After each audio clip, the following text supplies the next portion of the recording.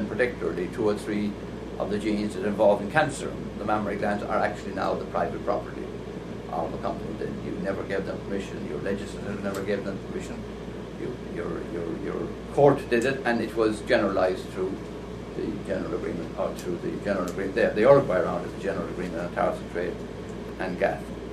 So we've been involved with that. Actually, at this moment, some places you have partners and other places you don't.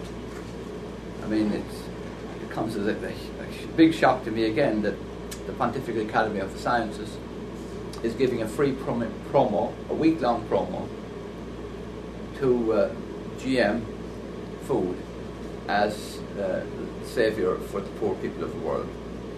And with no one in from the development agencies. They're just the Peter Ravens of this world, the P.S. Prakashas of this world. They're biotechnologists or geneticists. They have no experience, no particular knowledge of how food and food distribution and development agency. But they want to see the Vatican, some level of the Vatican giving support to their cause, and then they feel it much more easy to get these GM crops into countries of Latin America and places like the Philippines. So I think it's frightening, and I think it's very sad, and I'm in the process of kind of opposing it. So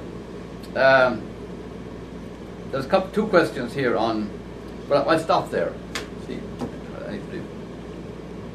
there's a couple of questions here on the UNFCCC, which I have quite a bit of knowledge because I've been going to them for the last couple of years. I think one of the questions that we were interested in your reflections about is, and this is what the kind of pushback we get when we talk to people, if we were to sort of localize economies everywhere, of course, in that transition, a lot of really poor people are going to be hurt because some jobs are going to disappear. Sure. Strawberries won't be exported from Chile. What are those strawberry growers doing? Things like that. Do you have any thoughts about what that process should look like of, shifting to a different kind of economy or a vision for a new economy? Well, I suppose I have two visions.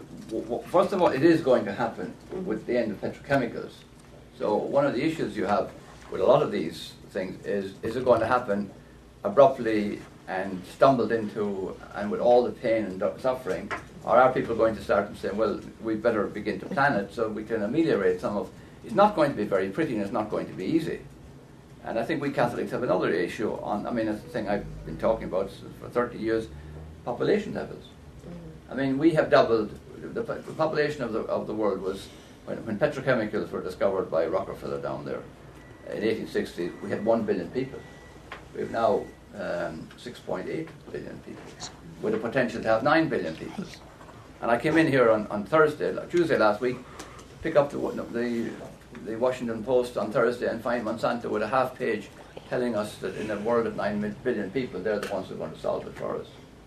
And by throw in climate change as well, any of those sorts of things. So you're certainly going to be back to a different kind of agriculture. You have to be back to a different kind of agriculture because you don't have the nitrogen and phosphates that are synthetic. They would not be available to you.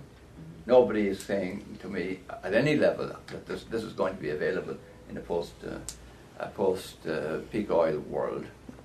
So agriculture is going to be, to me, one of the greatest tragedies of Vatican, or since World War II, is the extraordinarily lousy agricultural policies that have underpinned, starting here in the United States, and now being fanned out across the world.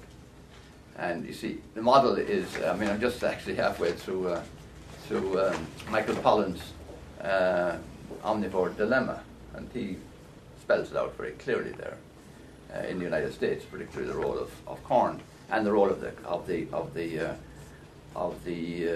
agribusiness corporations. The farmers haven't done well out of this. Your American farmers, many of them have lost, and those who haven't lost are in debt.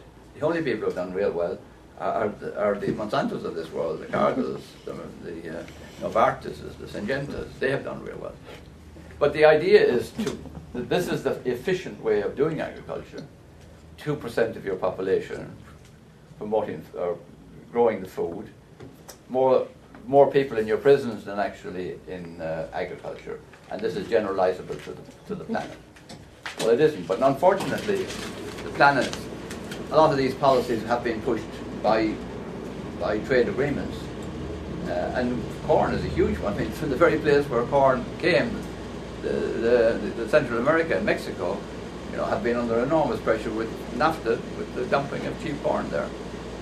Not just destroying the livelihoods of people, but also actually polluting the genetic base of corn. And the Chapella studies that, in actual fact, corn, which was exported from here, was GM corn and is grown now in areas where you have the landrace or the traditional basic genetic material of corn, with horrendous consequences because you pollute it. So I think that agriculture is going to be much more intensive labour-wise without the petrochemical base. I think there's going to be energy. I think is going to be a different way. I mean, one of the obsessions since World War II was to centralise everything, centralise grids, centralise policy, centralise. And I think if you take a bioregional approach, that's going to return to local areas a lot of engagement, production, consumption, and generation of various levels of energy. I mean, in this area, some of our modern inventions will be of great support to us. If you, for example, now technically can produce 30 or 40% of your own energy from your own house, with a combination of photovoltaic and wind, that's a new equation from the point of view of energy. So I think a lot of these things are going to become part of this transition. But I'd be less than honest if I didn't say it could be very painful, and that the very people you're talking about, the poor, who now exist on the margins, are going to find it very difficult. I mean, to return to the Philippines, where I talked about, I mean, this was the same argument, towards the end of the destruction of the forest. I mean, the Philippine forest had gone from when the Spanish left from 77% coverage now to less than 10%.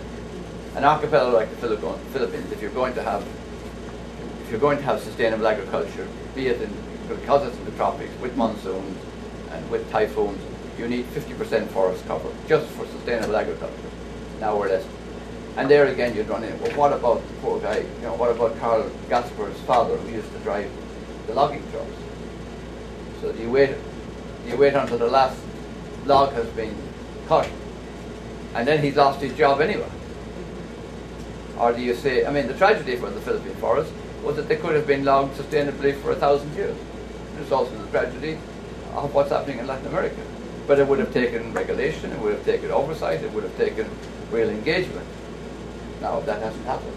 So a lot of these other transformations or transitions will also be highly problematic. And you're also going into a context with climate change of real severe problems in the future of water.